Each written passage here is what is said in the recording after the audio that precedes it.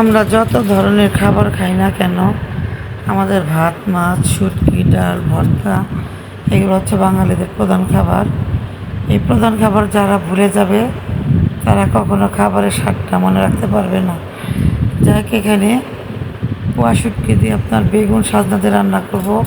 কে কে এভাবে খেয়েছেন কমেন্টে জানাবেন। প্রথমে আমি মশলা কষিয়ে শুটকি দিয়ে ভালো করে কষিয়ে নিলাম। আগে থেকে ধুয়ে রাখা বেগুনগুলো দিয়ে দিব।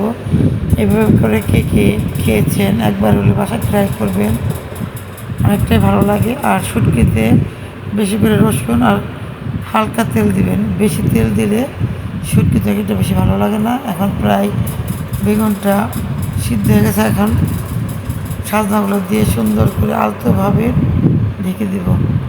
কমেন্টে বলবেন রান্নাটা কেমন হয়েছে, কোনো প্রকার পানি রাখা যাবে না।